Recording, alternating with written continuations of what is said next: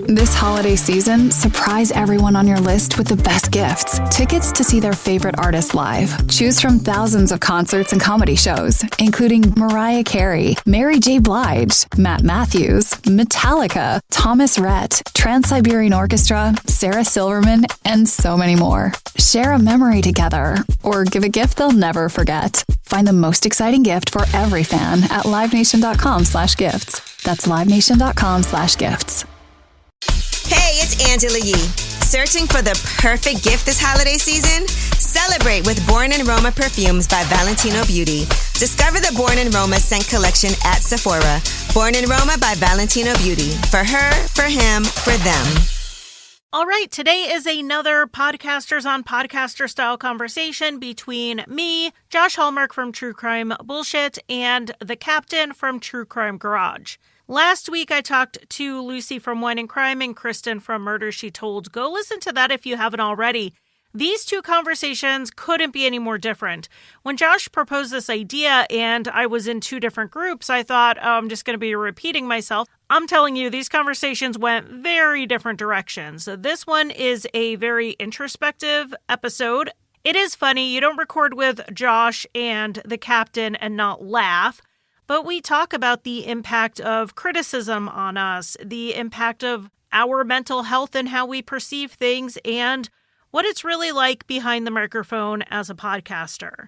Not just that, we talk a bit about the podcast community, and sometimes a couple other podcasters may come up as we discuss the state of the community. So with that, I want you to go subscribe to True Crime Bullshit and True Crime Garage if you're not already, and then listen to our episode and enjoy this very real and raw conversation about the ups and downs of our industry.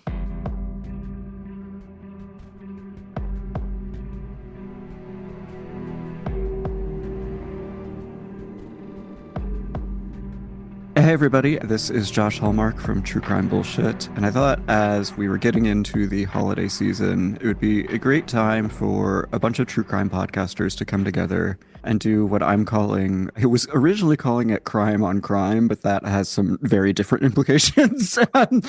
So I guess just like actors on actors, we're going to get together in small groups and talk about true crime, the experience of creating true crime podcasts, and I guess just our feelings and thoughts on different cases, each other's work, and the medium at large. And for this group, I'm here with the Captain from True Crime Garage and Charlie Worroll from Crimelines. Hi, guys. Hello. How are you? I'm fantastic.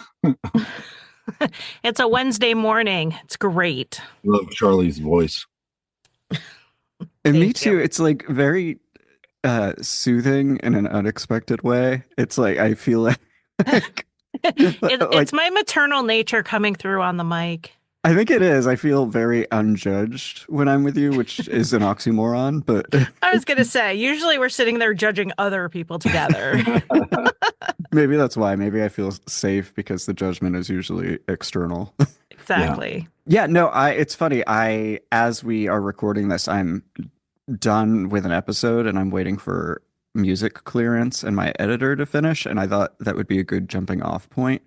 When I finish an episode, I like to post it immediately because for all the interim time, I sit there second guessing everything I've just created. And so right now I keep being like, should I go change this thing? Should I rewrite this? So I don't like having episodes in limbo. What is your process? I guess both like literal, like from concept to research to creating, and then also emotional. Like, what's it like for you to like create and birth episodes week after week? I do pretty much my whole show by myself. So I find that the research and the writing process are so linked. If I get research from someone else, it almost takes me just as much time getting up to speed on the information, synthesizing it, deciding how I want to say things, how I want to structure it, as if I just did the research myself, because they're just so linked.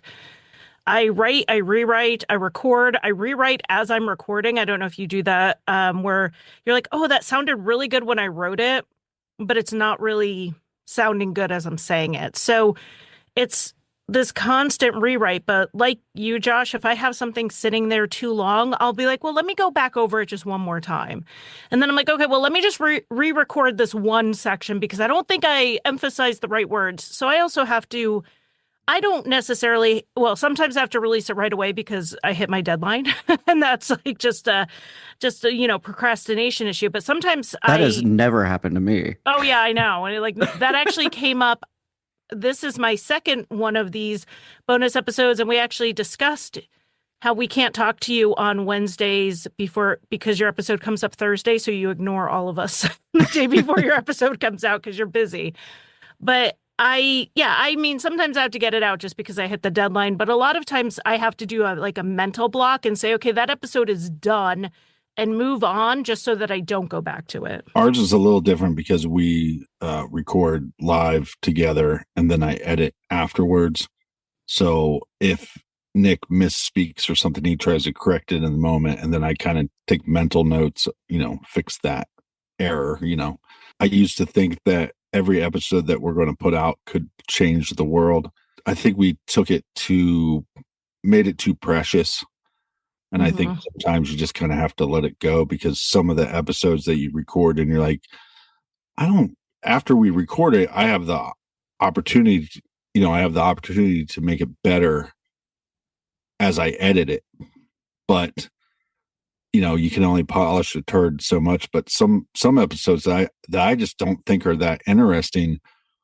The audience loves those ones. And then some of the cases that I can't get enough of, they're so tired of us talking about. So, but I think, it just comes down to just trying to be as honest with yourself as possible. And I think that comes across in everybody's work. Any show that's been doing this for longer than a couple of years, I think it's the honesty. But like what Charlie said, and I'm not going to name any names, but, there's a lot of shows that people have come to me and said, I don't listen to their show anymore. I can tell they don't write their own material. Yeah, I agree. I think like the research thing is interesting because I've had people do like research projects. So my research team is mostly just like we do our own, small research or we look into different things and then we have big, long group discussions about it. And it's never necessarily for a specific episode. It's just more of a holistic research workshop. Right. But I've had a few times where people like research for a specific episode and I have a really hard time with it because it's like, well, I don't know like what you've looked at and what you haven't. Like, I don't know how you got here. Of course, they're like citing their sources, but I'm like what got left out? Or like, right. Did you pursue this avenue? Or like, did you pursue this and it led to a dead end? And to me, I think it creates more questions than it does help me in my process. And then I also agree, like the authenticity thing, especially for shows like us who in the true crime world are like ancient at this point, where I think at a certain point, people are like, okay, no, like we've heard this, like they want you to be yourself, which I have a hard time with. Tina Fey, there's this quote from her that I both love and scares the shit out of me, where she's like, authenticity is dangerous and expensive.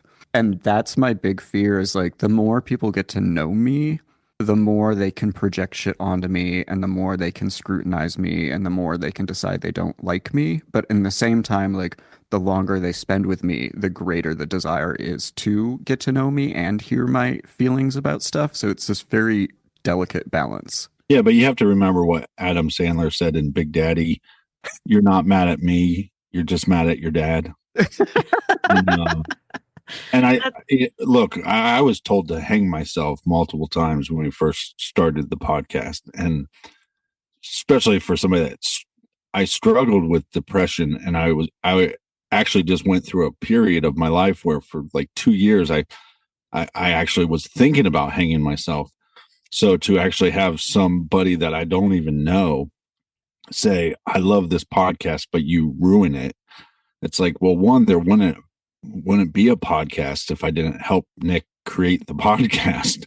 Right. There's something clicked in me where I was just like, I just started apologizing. I am sorry that you have to put up with my nonsense to enjoy his show. And I appreciate you listening. And most of the time people would write back and be like, I'm so sorry. I should have never said that. And because I think people forget that we do have feelings. even though mine aren't. I don't have big feelings. Sure. I'm almost dead inside. Hey, if you watch Dawson's Creek, like the whole series, like more than 15 times, that might kill you. I will say your Dawson's Creek viewing is a legend within the podcast community. It's amazing. It's true. And it's partly my fault because I was just the first time I ever met you. Because here, like a great example, I had very preconceived notions about you. And then I met you, and most of them were like wildly inaccurate. And I think the Dawson's Creek of it all was like such a great metaphor for that. Like, it doesn't sum up who you are as a person, but I think it is so in opposition to how I think many people perceive you who have never met you. And so to me, it's like a beautiful allegory and also like a funny allegory. Well, it's tough though too, because I mean, in simplest form, when I joined the jazz band in high school, I remember my director after a couple of weeks said to me, "You're not good at this. I heard you're good at sports." And that really bothered me because I come off as a Bob Ruff. I come off as a Bob Ruff, but inside I'm more a Josh Hallmark. So it's a weird world that I've navigated. Well, and the Dawson's Creek thing is super weird too, because it wasn't like I watched it in high school. And, you know, it's like when people watch Friends because it's just nostalgic. It's like, no, I started watching Dawson's Creek in my 30s. So, but that was, you know, heavily medicated, heavily depressed. And it was, I literally thought like by watching this show, it's going to give me some answer to life that I missed out on. So, you know, as funny of a thing that it is, when people like make fun of it, I'm always like, to me, I'm like, it's very depressing to me that I've watched this show as many times as I have, and anytime I'm in like a bad place in life, I start it over again, and I tell myself, "What are you doing? This is self-sabotage. You know that she picks Pacey. You know she picks Pacey." It's funny because I did the same thing with Grey's Anatomy in my 20s, where I saw Meredith Grey and was like, wow, I've never felt more seen. And now 20 years later, I go back and I'm like, wow, that is a tough existence. But can you imagine if you tried to rewatch, I mean, what is it, 20 some seasons? Captain, this is where like the joke's on me. I have. Well, I have to say that I think this kind of goes to that authenticity thing and what people see and hear of us. They're only getting part of it when we're doing our podcast. Even if we have a personality-driven show, they're only getting part of us, and they're kind of building a person around that perception that might not be who we actually are. And then we do episodes like this where we're just talking open and honestly, and people are surprised to kind of see the other sides of us. So I think that when you're listening to somebody on a podcast that is about one thing, like Israel Keys or just true crime in general, just remember you're seeing a small amount of that person and don't build a whole thing around that, because it might not be an accurate perception of who they are. And on the other hand, like, we have to get used to that. We have to know that happens and try to not take it personally. Well, and it's tough too, because like when Nick came up with this idea, I mean, we were in his garage and he said, what if it was just like this? You know, we're just sitting around drinking beer, talking about crime. And I'm like, but I don't really drink that often. And he was like, well, but I do. But if you listen to the show, he sounds sober the whole time. And I could be drinking orange juice and I sound drunk out of my mind. So that's a difficult thing too, especially if you have I'm going to use a Rocky quote, a relaxed brain that, you know, sometimes I come off as, you know, like this bumbling drunk. And so when you get people that like nobody likes to listen to themselves talk. And we have to not only talk, but then we have to edit it down. And then to have somebody say, oh man, the captain was super drunk on this episode. And you're like, I haven't had a drink in the last 2 months, maybe, you know? So if I sounded drunk, I was just sounding stupid, you know? That's my like post event feeling. is like I have such severe social anxiety, which I don't think people would know when they hear these conversations because I'm super comfortable with you guys. And then also, like, we go to these events and they're like summer camp because we'll get to see each other maybe twice a year. And so we're like having fun and celebrating. And so, like, the way people at these events see us is not a holistic view of who we are as people. And I always think, like, I'll be hungover on the last day and I'm like, oh God, everyone saw me like wasted 3 nights this weekend. And now they think that's who I am, but it's really just in response to being in like a high pressure, socially awkward situation with people I see twice a year where I'm like partying and having fun. And so it is this weird thing where people get such small windows into who you are, and then those windows become the reality of who you are, which is tough. And I see like that's the shit that like really bothers me. I don't mind unfair criticisms. I mean, I do, but I don't like spend my nights like crying over them. What bothers me is like the ethos of the unfair criticisms of like people who go onto Reddit and say crazy things about you who have never met you and don't interrogate that at all. Where it's like, oh, that's the world we live in now, where we can like build a model of someone based on very, very, very little information, whom we've never met, and present that to the world, and most of the world buys into it. And so like I don't care that people say shitty things about me. I care that like no one second guesses that in a broader sense. I hate being misunderstood. And that's what I feel like this is when someone posts something on Reddit and says, oh, well, Charlie, I can't listen to her show. She's such a know-it-all. I'm like, but I'm not. I'm pedantic. And that is not the same thing as being a know-it-all. But maybe I'm being a know-it-all by pointing that out. But anyway, so now I've just made it a joke on my show that I'm pedantic all the time because I am. But I was like, no, you don't get it. It's not what I feel like I'm putting out in the world, but it is what they're receiving. And I have to just accept it and move on because I'm not going to change and act not, intelligent or whatever they're getting from what I'm doing. I'm not going to stop doing that because they're misunderstanding it. But I do hate being misunderstood. Yeah. But there's also just, and I can only speak for men, but I know that there's men out there that are afraid of strong, intelligent women. I've always liked that. And I think the true crime space has really kind of been a platform for intelligent, strong women. And I think that's a cool thing. Even though we used to be called misogynist every episode. Like these guys just sound like two drunken frat boys. I'm like, me and Nick are the farthest from frat boys. But you guys probably get this though too. I hate when people assume an opinion I had about a case that I never gave. Yes, I get that all the time. I know Josh gets it all the time because I'll see it on Reddit or wherever where they're like, well, Josh thinks this. And I'm like, he absolutely does not. Why are you saying that? And it's just they picked up something in the episode that hit them.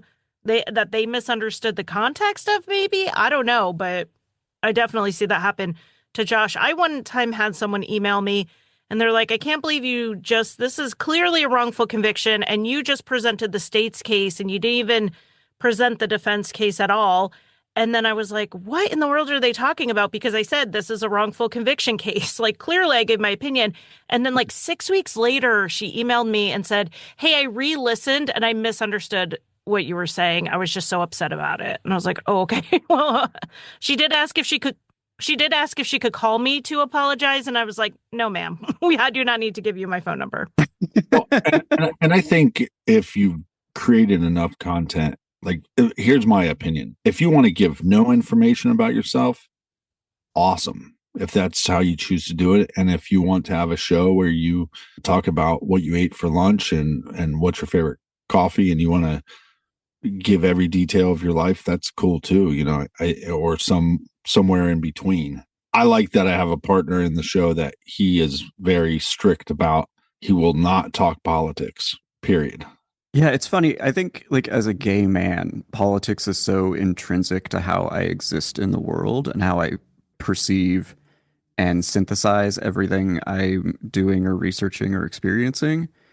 And so I have such a hard time with it because, like, yes, I don't want to alienate people. And I also want to have productive conversations. So it's very hard in a podcast to, like, veer into politics, whether it's like apt or, relevant or not, and then not have like a full productive conversation about why you have that view or like why that view is important or why that view should even be considered. I think it's such a tricky fine line because, crime in many ways is political.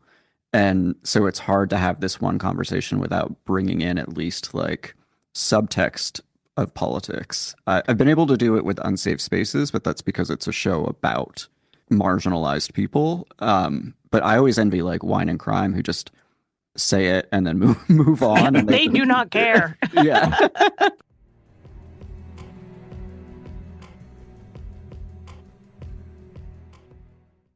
Homeowners, if you want to sell your house fast for all cash, stop what you are doing and listen to this because Osborne Homes wants to buy your house right now. I'm Alec from Osborne Homes, and we want to buy your house. Nobody buys more homes in California than Osborne. Whether it's a total fixer-upper or in perfect condition, Osborne Homes is the easiest way to sell your house fast, all cash. Best of all, when you sell your house to Osborne Homes, there are zero commissions, zero fees, plus no banks, no realtors, no repairs, and no waiting to close. We buy your house as is, all cash. Just go to osbornehomes.com right now to get your free, no obligation, all cash offer. We are here and ready to buy your house 24 hours a day, 7 days a week. Just go to osbornehomes.com. Go to osbornehomes.com right now. Don't wait. Sell your house to Osborne Homes and put the cash in your pocket right away. Just go to osbornehomes.com. That's osbornehomes.com. osbornehomes.com. osbornehomes.com. Now I'd like to introduce you to Meaningful Beauty, the famed skincare brand created by iconic supermodel Cindy Crawford. It's her secret to absolutely gorgeous skin. Meaningful Beauty makes powerful and effective skincare simple, and it's loved by millions of women. It's formulated for all ages and all skin tones and types, and it's designed to work as a complete skincare system, leaving your skin feeling soft, smooth, and nourished. I recommend starting with Cindy's full regimen, which contains all 5 of her best-selling products, including the amazing youth-activating Melon Serum. This next generation serum has the power of melon leaf stem cell technology. It's melon leaf stem cells encapsulated for freshness and released onto the skin to support a visible reduction in the appearance of wrinkles. With thousands of glowing 5-star reviews, why not give it a try? Subscribe today and you can get the amazing Meaningful Beauty system for just $49.95. That includes our introductory 5-piece system, free gifts, free shipping, and a 60-day money-back guarantee. All of that available at meaningfulbeauty.com.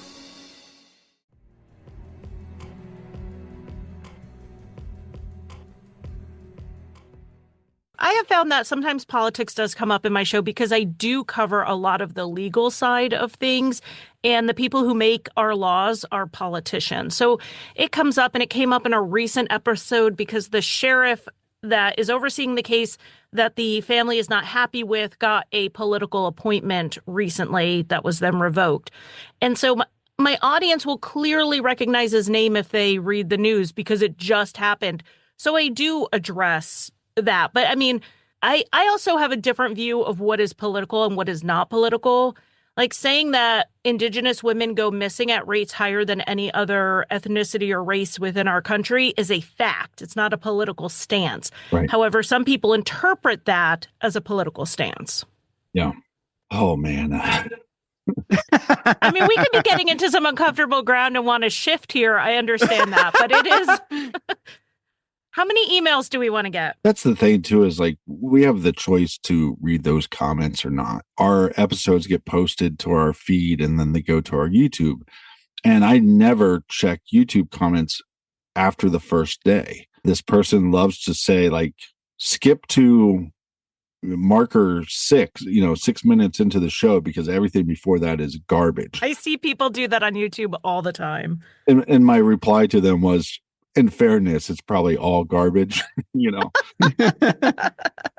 But my father was a detective, so it's like some of what we're doing is playing make-believe that I'm going to be able to look into a case from a bird's-eye view and bring something to the table that gets that case solved. And I have like a 6-day turnaround to do so every week. That's just not likely. And yeah, that's interesting. I think for me, like, it's such a fine line between interrogating someone's actions and then like critiquing or criticizing someone's actions. And I just did a two-parter, which the first episode was one of my favorite I've ever done, and the second episode was the least favorite episode I've ever done. But like, I had a fundamental issue with the way that the family was handling the disappearance. And I think like I had to, and it was also biased because there was like familial alienation involved, which is something I've dealt with. And so I was trying not to see it through the lens of my own experience, but also like it was so important to me to like make sure people knew like the family can't speak holistically about this missing person if they haven't talked to him in 3 years. They can't say like he didn't have a job or he didn't have money because they don't know. And then there was another case that we still haven't covered yet that we have like thousands of pages on, where the gentleman was like out and proud, but his family was not, I wouldn't even say condoning of it. They refused to acknowledge that he was gay.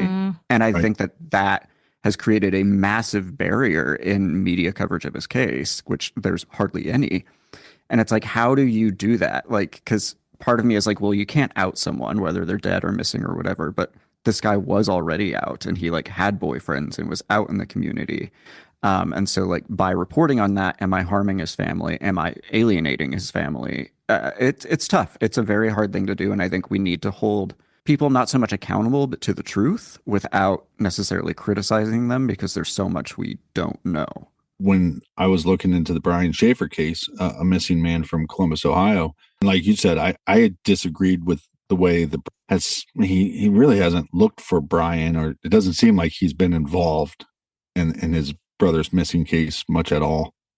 And I was very critical of that when we first started. And now maybe I think in the true crime space, we put too much emphasis or too much speculation on what we think we would do in a certain situation. If it was my brother that went missing, then I would do this. We can disagree with something while still understanding why it happened in that situation, even if we don't think it was the right thing to do, because we all do things in our lives that aren't the right thing to do. And looking back, even we know that. But kind of to the point of what to include and what not to include about someone's personal life or the family's life, when it comes to unsolved cases, I feel like it's really hard to say what's not relevant because we don't know the answer. Therefore, it may be relevant. If you got arrested for, a pot possession 20 years ago, probably not relevant. I'm not going to bring it up.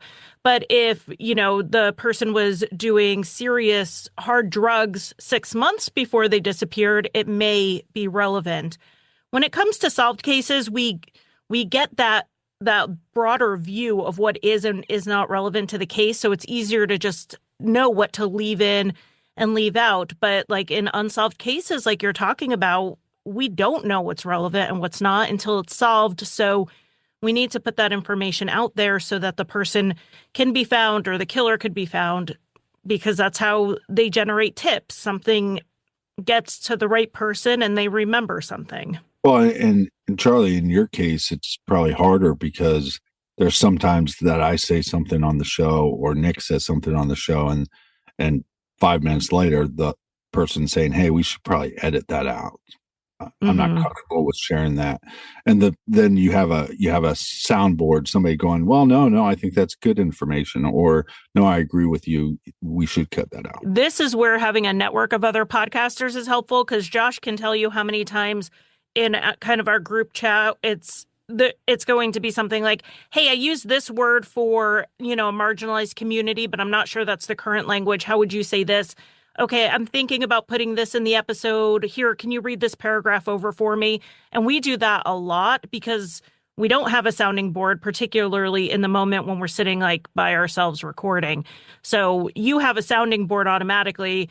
I've had to kind of seek them out. Yeah, it's funny. I think about that in the process of like forgetting stuff or like not being maybe as PC driven or forward as you'd like to be. Like I have literally a room full of binders just on the Keys case. And like most of that information is in my brain at all given times. And so like you sit down and you write a script and you rewrite it and it becomes like word salad at a certain point. And then you're like, how do I pronounce this? Or like, what's the word I'm supposed to be using for this? And it just gets lost amongst everything else. And then that's the thing people will glom onto. And it's like, dude, like, I just spent 4 weeks researching where all the trash in Portland goes. Like, fuck off if I like didn't pronounce this right, or like didn't say the most up to date, like correct word for something. Like like, again, it goes back to perception versus reality. Yeah. Or sometimes Nick is reading the actual report from the police and he's using the terminology they use. And people will say that, well, that's not correct. And it's like, it's not Nick. That's not Nick's words. That's a report he's reading again. And then I think sometimes with the podcast, it's tough because there's a big difference if I sit down at my desk and turn everything off except for audio book, how I'm going to receive that information, as opposed to if I'm listening to This American Life while I'm doing the dishes, how I'm going to receive that information. So I think sometimes as content creators, we have to also give the audience a pass that they might have been running a marathon while they listened to the show and they didn't receive the information in the correct way. I think we also, though, have the privilege too of like understanding what happens behind the scenes and like understanding where mistakes get made or where stuff gets overlooked. And so it can be challenging when like you have the privilege of this information that the audience doesn't necessarily have, but then the audience is using it against you. And you're like, I wish I could show you what happens behind the scenes so you understand, but I also can't hold you accountable for like not knowing what you don't know. And I think that goes with the criticism as well. It's that, you know, it sounds like we're closed to criticism. We're not really receptive to it, but it's some of it is in the delivery. I don't need anyone to coddle me.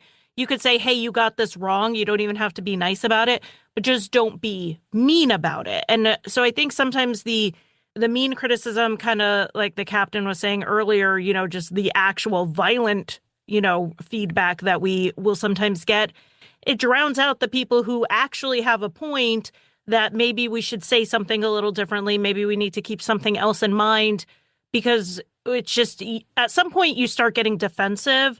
I feel like I've moved past that point, but early on, because of the like mean criticism, I started getting a bit defensive to all criticism, and that's never a good place to be. Yeah, I only now respond to like direct, not even critique, like a direct discourse. Like, and granted, I very, very rarely read any comments, emails from listeners, just because, like you said, like we've had to create, or what has been created for us, like a pretty tough shell. And so like I don't invite anything in that I don't have the bandwidth to take on. But the ones I do see that I respond to are like, why did you make this choice? Rather than like, fuck you for thinking this, or like, I can't believe you did this. It's like, why did you make this choice? Because for me, that shows like not a judgment, a curiosity, and a willingness to have a conversation about whatever it is that they didn't like, but also an understanding that like there may have been decisions made that they don't know that impacted why I made that choice. And so I think if you actually like care about something and want to see it resolved or express your opinion in a meaningful way, it's about creating discourse and not criticism. But I think it's also difficult. And I don't know if you guys have found this difficult. So in my early 20s, one of the things I did because I was a musician, is I'd get hired by independent labels or artists to help them with social media. And so when we started the podcast at first, we're like, we're going to have no social media. And we just kept on having listeners go, it'll be a great way to help build an audience. And it was, but then I got sucked back into that world. And I like living in a world that's less in the social media world. So do you guys find that hard to balance in your life? When I started podcasting, every podcast had a podcast group. So that was one of the first things you did on Facebook, was start a podcast group. And it turned out to really be a massive headache. Like, a lot of the people were really nice, but it's hard to moderate people when they start disagreeing. Okay, well, now I have to decide, are you being too mean? Or are you not? One time, My old podcast got a bad review because they didn't like how we handled something in the Facebook group. So with Crime But it has Lines, nothing to do with the podcast. Really. absolutely nothing to do with the podcast. And so what I ended up doing with Crime Lines is like I have a social media presence, but anyone will tell you I'm not there very often. I rather keep social media to my personal life where I'm enjoying sharing pictures of going to the park and things like that. That's how I want to spend my time on social media, balancing personal social media and then this podcast social media. It's just too much for me. I do not have the bandwidth for it. Yeah, when I started, I loved it, but I think it's because the show was smaller, and I think the social media landscape was totally different 8 years ago from what it is today. Back then, people joined a group because they were passionate about a topic and wanted to have meaningful conversations about it. And I think now, the internet exists for research and trolling. And then as the show got bigger, obviously, there were disparate points of view and the passion turned into anger and it just got really ugly. And then it's just now a new medium for people to say mean things to me where they are confident I'll see it. And so I am less and less involved. I also think there's been a stronger need to protect what I call my 99%, the 99% of me that people don't have access to or don't see or don't know.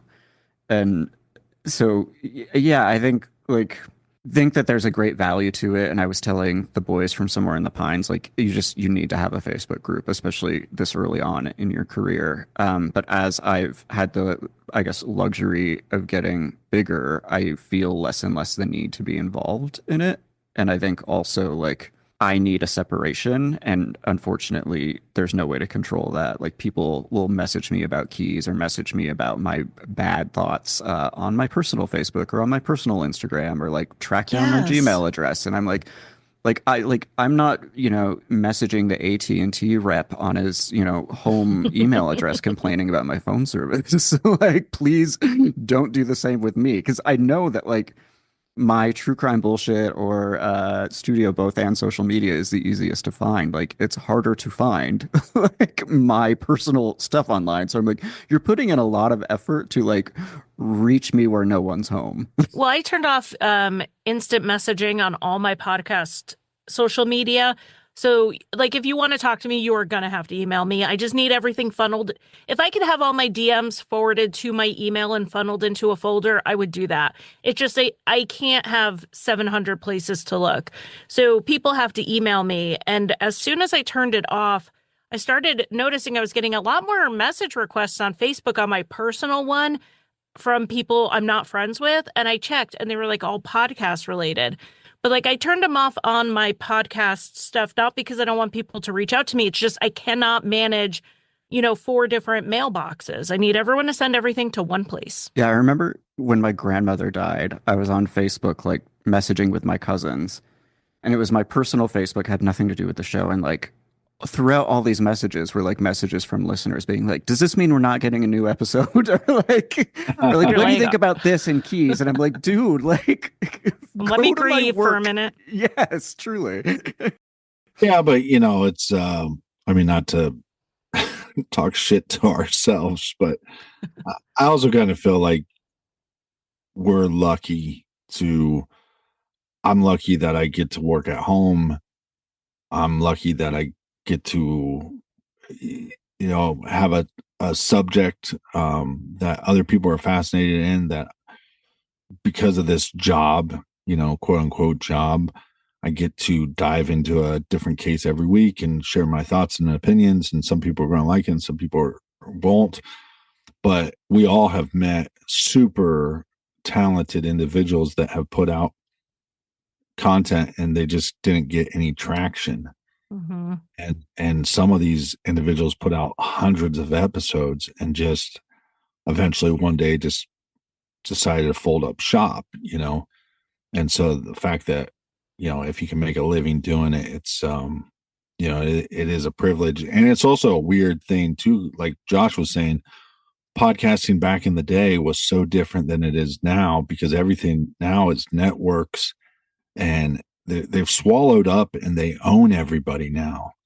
Right. And even though they might not own us because we're not a part of a network, we're of the old school model where the listeners owned you and they took ownership of you, and they would fund your beer fund, or, go back to like Sword and Scale where, hey, this costs money to put out. I need to raise money, and he'd do a GoFundMe or whatever. And so, before ads became a big part of a lot of people's shows, we were supported so much by the listeners. So I think some of original true crime podcasts, we feel maybe a sense of obligation to the listener, because how much they supported us, in the beginning. If that makes any sense. Yeah, I think of the listeners as shareholders. Like, they have a vested interest in the product because they have invested so much of their time and often money into it. But then they also are not a part of the decision making and don't see the machinations, that go on behind the scenes. And I think you're right. That creates a challenging dichotomy of being I'm so invested in this, but I have very little control over it, and I want my opinions to be heard. But my opinions don't necessarily have the value to the greater podcast that they do to me. There's a social media influencer named Elise Meyer. She does very wholesome kind of story time content, sometimes some music. And due to just an onslaught of negativity, she took a social media break. And a lot of people are like, oh, you bullied her off the internet. Whereas other people were like, look, she sits at her house and does a story time for an hour and makes all this money. So John Green, who's a YouTuber and an author, said that, being in that position where you're a public figure is a privileged position. And so your problems are privileged problems, but that doesn't make them not problems.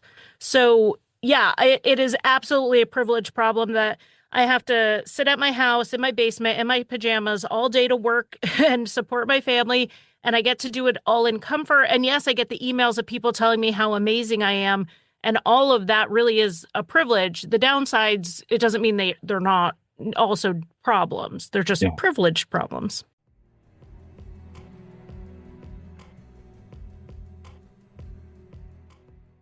Homeowners, if you want to sell your house fast for all cash, stop what you are doing and listen to this, because Osborne Homes wants to buy your house right now. I'm Alec from Osborne Homes, and we want to buy your house. Nobody buys more homes in California than Osborne. Whether it's a total fixer-upper or in perfect condition, Osborne Homes is the easiest way to sell your house fast, all cash. Best of all, when you sell your house to Osborne Homes, there are 0 commissions, 0 fees, plus no banks, no realtors, no repairs, and no waiting to close. We buy your house as is, all cash. Just go to osbornehomes.com right now to get your free, no obligation, all cash offer. We are here and ready to buy your house 24 hours a day, 7 days a week. Just go to osbornehomes.com. Go to osbornehomes.com right now. Don't wait. Sell your house to Osborne Homes and put the cash in your pocket right away. Just go to osbornehomes.com. That's osbornehomes.com. osbornehomes.com. osbornehomes.com. The following ad is sponsored by Pets Best Insurance Services. Your pet is your bestie, your therapist, your preferred match. It's easy to love them, even when they sneak your snacks. It's easy to protect them, too, with pet insurance coverage from Pets Best. Because it's all fun and games until they chew on something they shouldn't. With perfect timing, Pets Best helps protect your furry friend and your budget from this imperfect world. Get up to 90% on eligible vet bills for less than $1 a day. Find your perfect match at PetsBest.com. Pet insurance products offered and administered by Pets Best Insurance Services, LLC, are underwritten by American Pet Insurance Company or Independence American Insurance Company. For all terms, visit PetsBest.com/policy. Now I'd like to introduce you to Meaningful Beauty, the famed skincare brand created by iconic supermodel Cindy Crawford. It's her secret to absolutely gorgeous skin. Meaningful Beauty makes powerful and effective skincare simple, and it's loved by millions of women. It's formulated for all ages and all skin tones and types, and it's designed to work as a complete skincare system, leaving your skin feeling soft, smooth, and nourished. I recommend starting with Cindy's full regimen, which contains all 5 of her best-selling products, including the amazing youth-activating Melon Serum. This next generation serum has the power of melon leaf stem cell technology. It's melon leaf stem cells encapsulated for freshness and released onto the skin to support a visible reduction in the appearance of wrinkles. With thousands of glowing 5-star reviews, why not give it a try? Subscribe today and you can get the amazing Meaningful Beauty system for just $49.95. That includes our introductory 5-piece system, free gifts, free shipping, and a 60-day money-back guarantee. All of that available at meaningfulbeauty.com.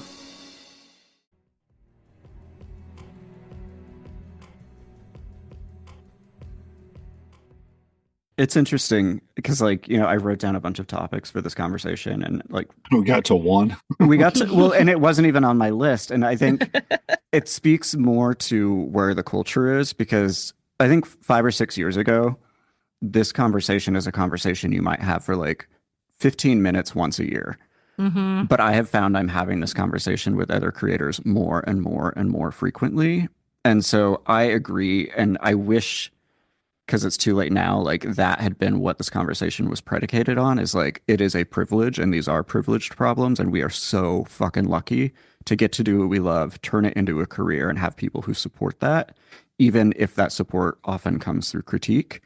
But also, like, it speaks volumes to the culture that more and more often people are feeling the weight and burden of criticism that, you know, either is unfair or fair criticism that is presented in unfair ways. Not to have the straight white man cut you off, but I'm used to it. You're fine. But we're talking about privilege. This is something I know a lot about. We're also in a state too where I think people are struggling with their worth. And I saw this, Rainn Wilson had a podcast, but it was just a clip of the podcast where his guest was saying, like, we only value as a society money, and we only and I think, I'm not saying that's for everybody, but I think as somebody that's struggled with self-worth and self-care and self-love and all that stuff, like, to me, the more I've worked on that and the more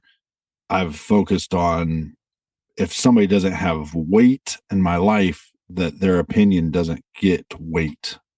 I'm the one that gets to choose if it has weight or not.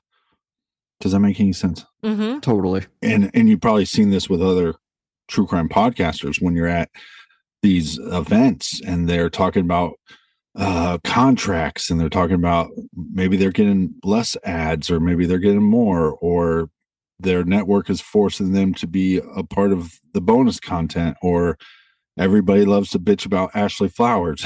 You know? I bitch about anyone who makes more money than me. Yeah, which includes you too. but I think it's like value. You know, like, we have to, not just as content creators, but people in general, value ourselves more and care about ourselves more. And just like you said, like, people are going on and talking shit to people online, and that is not a value or something that they would do in real life because it wouldn't be acceptable, but they're allowing it to be acceptable in a different space. But that's them valuing themselves less. And am I making any sense here? Yes, absolutely. And I think, like, going back to, it is such a great full circle thing, is like, we don't show that on the shows because either there's no room for it, or the audience doesn't want to hear it, or, you know, authenticity is dangerous and expensive. But like, that also, I think, adds to the critique, is because people don't see that, they presume or assume that, like,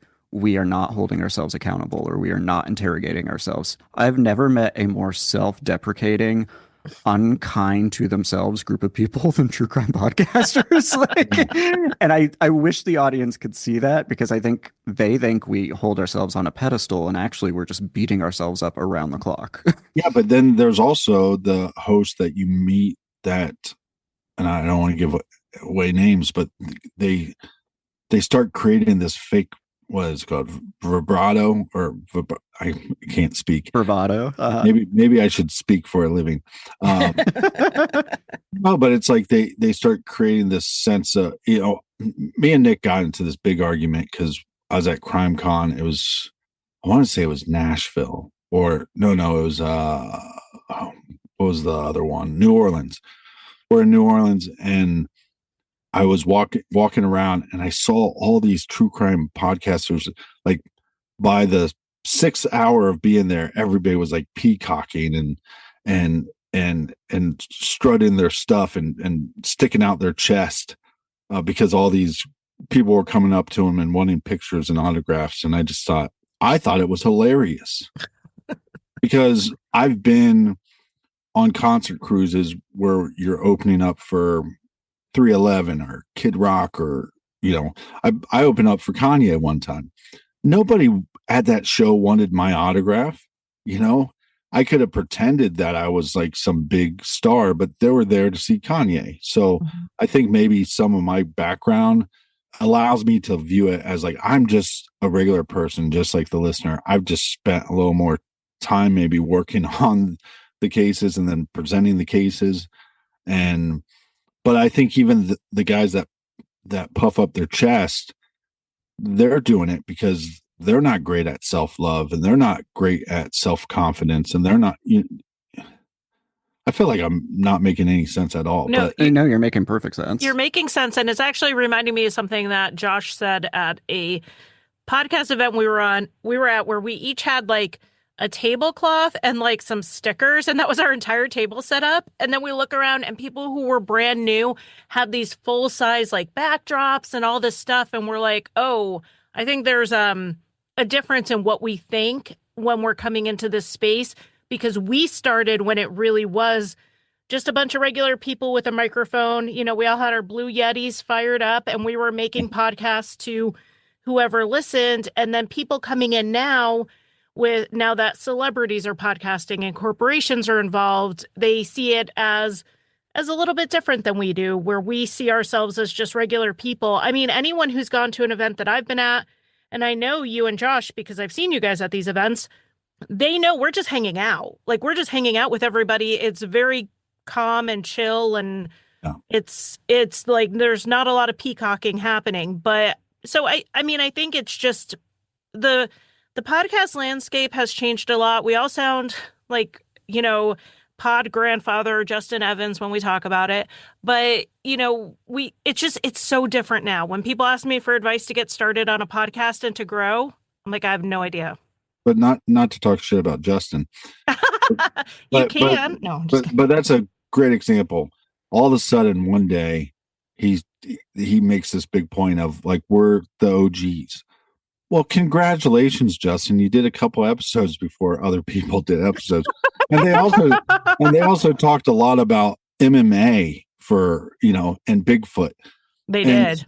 And which is fine. And those were my favorite episodes. And I've told Justin to his face, shame on you for not talking about aliens and Bigfoot, because those were my favorite episodes. But there again, I think that's this thing where that's what the audience doesn't see. If they see the peacocking, they don't see that sometimes the peacocking is not confidence. It's because of the lack of confidence, or why did we get passed over? Why did this other show become bigger? What I had to decide a long time ago is like, I'm never going to be a top 10 show, and I have to be okay with that, because I value the work that I'm putting out, and I value the audience who is engaged with that work. And like, as long as I can make a living and pay my staff and like, keep investing into this staff. I'd love to have a staff. I'd love to have Nick. He's enough. He's enough of a staff. He definitely is a staff. And then I went through a period of that too. You'd see these shows start taking off, and we got this really big bump from My Favorite Murder. But we were out for a while, and then people were like, "Oh man, I heard your guys' show on My Favorite Murder," and you're like, yeah, but at least they called us out. And I've been less precious about that. I used to not want to talk about other true crime shows as if it was going to diminish my audience. And it's like, My Favorite Murder put out it was just this funny social media clip about their merchandise, and they're having their merchandise lady do all the ads, and she's just hilarious. And so I've been putting them in our stories, and then if I listen to Tim and Lance or whoever and went, that was a great episode, I've been sharing it in our stories. Like, and not asking for a promo swap, just going, hey, this was good content. And if you're into this kind of content, cool. And I don't want to sit on this throne of, oh, I'm learning to love myself, so everybody else should. But I think it'd be good if we all could get to that place, not just as hosts, but the society and everybody. And then maybe that would stop some of these problems. Well, one of the things I've noticed is one of the things I do to center myself when I'm having like, oh my gosh, this show did a 20-minute episode, barely scratched the surface on this case. I spent hours and hours putting out this huge episode and they got so many more downloads. What I remind myself is if I wake up tomorrow and I have 5 times the number of downloads as I had the day before, what would I change about my show? And the answer is absolutely nothing. I'd be doing the same thing I'm doing now. So I'm just going to keep doing it. Yeah, that's why I said, like, I think all this stuff just comes down to you have to just be as honest as you can with yourself and what you're trying to do. And I know everybody's going to be affected by it differently, but, but like you said, I think there is a big difference now, because before, when we started the podcast, and I always tell this to Nick, the reason why I should get paid more than Nick is when we started, he's like, wouldn't that be awesome if we made a little money doing this? And I was like, yeah, like $500 a month. Because we both drove really shitty cars. And I thought $500 a month, we both could drive nicer cars because of the show. And Nick didn't hear me correctly. And Nick said $500 a year. That would be awesome. And we're like on the 6th episode. I'm like, this is a lot of work for $500 a year.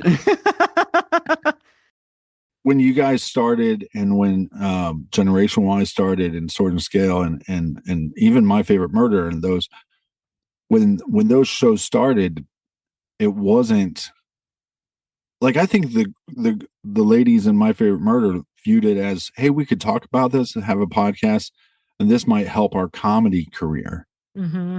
And then it turned into this other thing. And same, I just thought, oh, this would be fun to do this project. And if I could make $500 a month, that would be amazing. But now I think you're getting a lot of people that get into it for the wrong reason. Oh, if I start a show, maybe I can quit my job. It's like, you're going to quit your job to take on another job. Yeah. It's going to be a job, Well, and even back then, awesome job. Yeah. I didn't see a profit for 3 years, and I was consistently in the top 50. And I think, and it was way easier back then to make money than it is now, unless you're a celebrity. And I think that's the thing people don't realize. So many people are like, oh, I want to become a podcaster and make money. And I'm like, well, don't, because you're not going to. Me and Nick differ on this. I think we should do a State of the Union every year to say, this is what's happening with the podcast. This is how our contract is broken down. I mean, they don't need to know every detail, but like, we're contractually obligated to release X amount of episodes per year. And so we talked about the John Benet Ramsey case. We thought it was going to be a 1-parter because we've talked about it a million times. Turned out to be a 3-parter, and we put two of the episodes behind a paywall, and we got people talking shit, oh, you guys are just always grabbing at the money. It's like, no, we were only contractually obligated to release 1 episode that week, and we weren't going to give them extra episodes because they didn't deserve the extra, not the audience, but the ad agency didn't deserve the extra episodes. And they don't see that we weren't trying to upcharge anybody. We didn't think, oh, we're going to release these and make a bunch more money. We thought, no, we're going to release this content because we have it to the audience, but we're not going to give the advertisers a cut of this, because we've met our obligation. I wish they could see the big picture, because when I tell people, like, I'm lucky if I make a penny for every download I get, they're shocked. And you're like, no, like, we're not raking in. I mean, even, I have a friend who was on one of the most successful TV shows in the history of television. And we were talking and I was like, so are you going to like buy a house? And they were like, I can't afford to buy a house. And I'm like, you are top 5 billing in one of the biggest shows and you can't afford to buy a house. I think people have such a distorted idea of like compensation and how money is moved around in the entertainment industry writ large, and by an extension, the podcast industry. Yeah, and I think the other tough thing about what we're creating is if you put out a 45-minute episode, I think we did, because of our contract, we had multiple weeks that we put out a 1-parter, and we're normally putting out 2 parts. And we got somebody saying, "Oh man, you guys are getting pretty lazy." It's like, well, we're not going to put out 2 episodes for no reason. Like, the case dictates how much content we will put out. Right. If the case lends itself to have all these talking points, well, it might be a 2-parter, might be a 4-parter.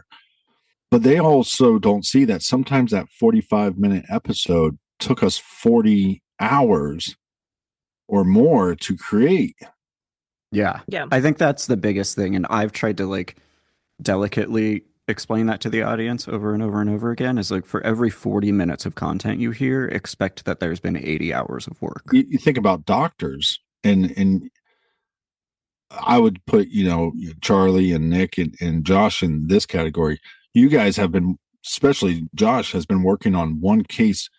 So it's not just, even if you put out an episode of you just regurgitating information or thoughts that you've had about keys, well, how many hours are you at now? 20, and there's 20,000 hours, 30,000 hours. There's no way to quantify at this point. Yeah, it's been so much. Yeah, I've definitely found that my listeners do respond to me, like you said, doing a State of the Union. I didn't do one last year because I was like so swamped and overwhelmed with other things.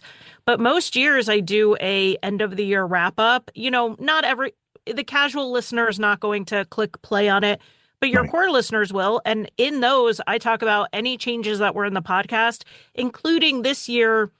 I'm going to include why I have more ads in my podcast now versus when I started. And I'm getting into how industry standards have changed, how we're forced to, and how Apple, changed how they did things. Everyone took a big hit on their downloads. So now we're getting paid less per episode. Like, if you put in an extra ad break, that's basically just to make what you used to make 2 years ago.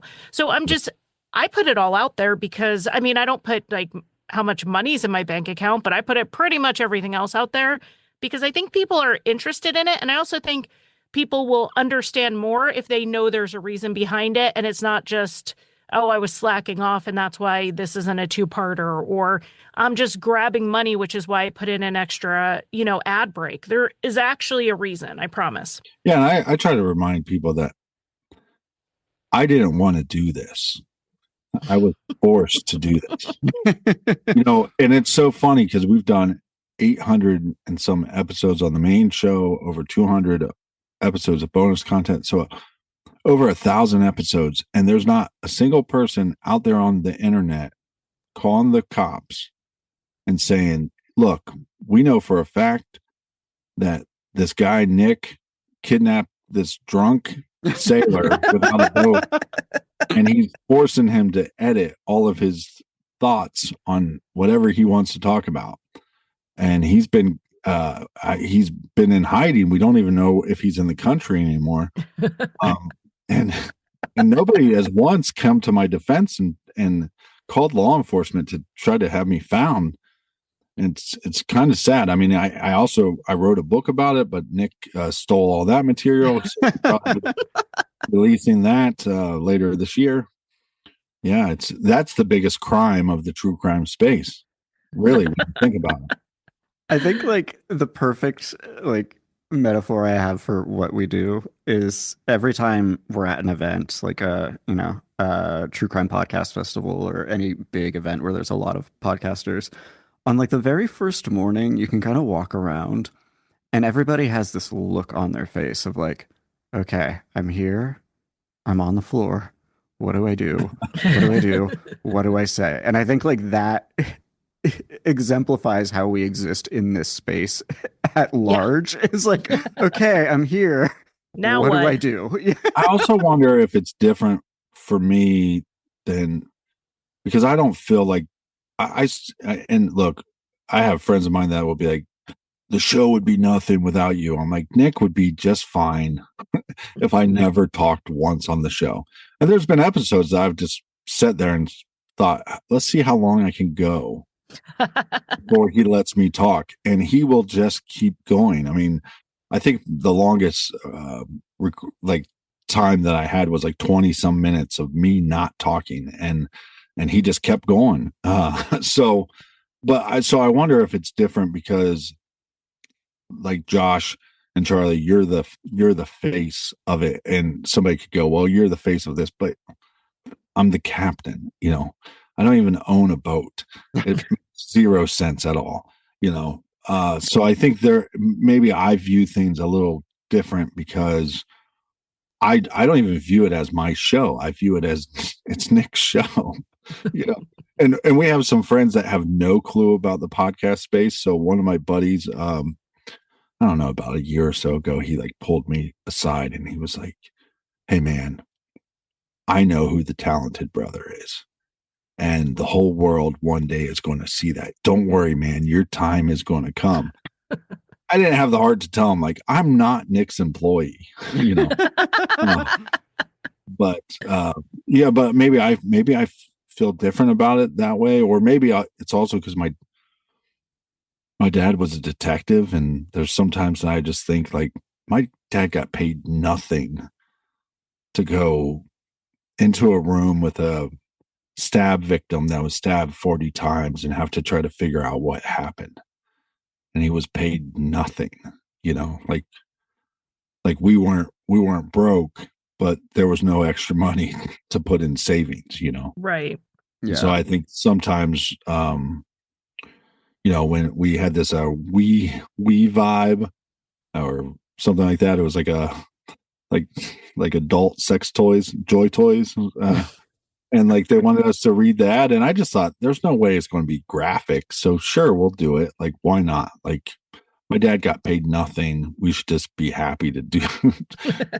They were like the most graphic ads ever, and we had to contact them and say, we can't read this anymore. This is horribly embarrassing. But no, it's like maybe I think of it different that way, because I mean, even just like, you know, and you know, like you said, a lot of things are changing. You know, we used to get a little bit of a bonus, you know, at the start of the contract just to get things up and going and to get content going. And now those days are done. We don't get. But, you know, I remember getting the first bonus and telling my dad what it was, and he almost shit himself, you know, because he's like, man, he's like, I actually did this for a living and they didn't pay me.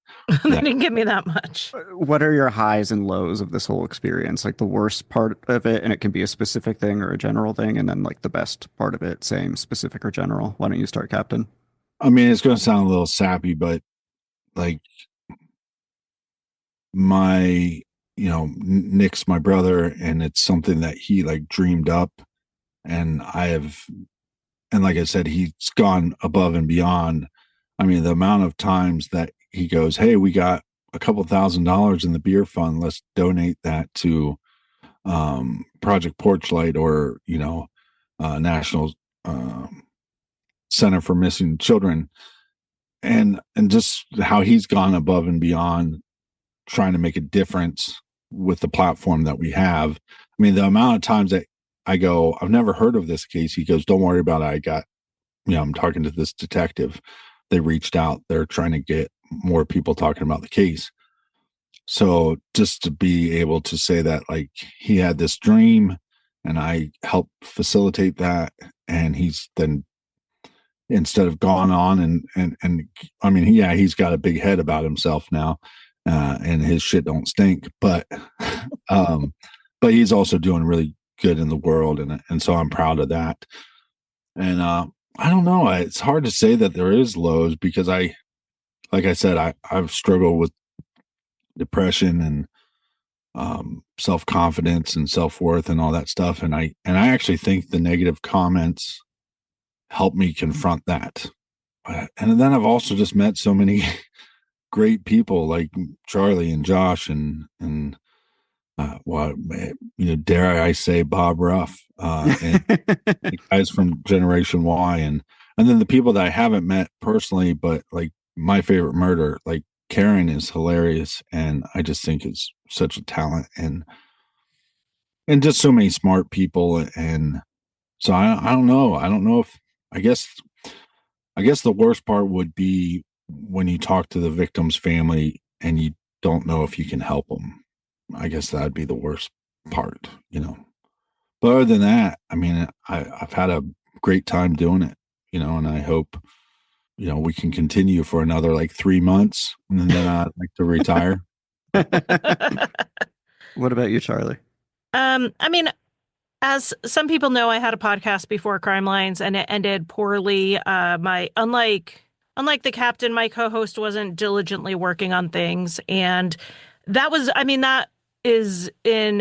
would have to be absolutely the hardest, because it's not, I ended a podcast, which I hate disappointing people. And so every message a listener sent that they were disappointed, like I appreciated the support, but also every one of those was like a stab. And then also, literally walked away from thousands and thousands of dollars in upcoming ads that I then had to start over and start Crimelines, where I was barely making anything again. So starting over was really, really hard. Best thing ever, but really, really hard. So that's kind of my big downside of this entire journey. But honestly, it comes back to people again. With the best part is I've met so many listeners. I've networked with people I would never think I would ever have a conversation with, people who are experts in their field, whether, it's forensics or they're psychiatrists or they're investigators, which has just been incredible. And then, the podcast, through podcasting, some podcasters have become, my go-to people in my personal life too. If I have something coming up, with my kids, like I don't always just text everybody about podcasting. And so making, really strong connections has been incredible. My low is probably the bad ways that this has changed me. Like I was thinking about, there was someone I was friends with like 15 years ago who like vaguely through the show and has vaguely come back into my life. And I was like thinking of the ways I've changed in that time. And I think because of the podcast, I'm like a harder person. I think I used to be a lot less cynical, a lot more open, a lot more willing to share myself with people than I am now. And that kind of bums me out. And I know that all comes from just like self-preservation from doing the work that we do. Yeah. And then I think the high is, the people, of all the people, like being able to engage with people who have experienced traumas or experienced, significant responses to the crimes that we discuss or crimes similar to the crimes we discuss. And then the podcasting friends I've made, like the fact that there are probably 20 true crime podcasters who I didn't know 6 years ago, who I now talk to every single day and vacation with and travel with, and like am excited to see when we go to these overwhelming, events, is the coolest thing in the world. And like Charlie said, most of the time we're not even talking about podcasting. And I think because we all experience this very like niche, often isolating career, we're able to be a wholer version of ourselves with each other in a way that everyone else understands because we know this strange experience. It's an experience that nobody else gets. And then like my experience is different than yours because I have a partner. So, the guys in Generation Y, like we get along, but we've shared similar experiences, if that makes any sense. Totally. And like victims' families, like who there are so many people who I've never met who I care about immensely. And I know I started this by saying it's made me a harder person, and it has, but it's also made me a much softer person. But yeah. And I don't know if you guys would agree with this or not, but the true crime fan, and Nick used to talk about this fictitious person when we started. He just wanted to have like a we want to put out the best show that we can that has the most factual information about a case that we can. And he would always talk about the true crime fan. And we've seen like a fad in the true crime world. But I think the true crime fans, whether we agree on theories or suspects or whatever, like they're good people because they want the case solved. They want justice or closure for the victims. And that's crazy to see when you're at a crime con and you see thousands of these individuals that they're not just there to take a picture with you. They're also there to get information to try to help solve cases. I couldn't agree more. And I think that's, oh, my alarm is going off. So I think that is the perfect way to end this conversation. Alarm with Josh's, yeah. Well, we can end with Josh's alarm saying, let's go, move it along. Shut the fuck up, you three. I just want to say it's a privilege knowing you. I hope a ton of success. We'll all get our flowers, no pun intended, in 2025. Same. And I hope that Nick lets you out of the garage at some point, Captain. Well, happy holidays, everyone. And this has been really lovely. I love doing these conversations with people because you never know what's going to come.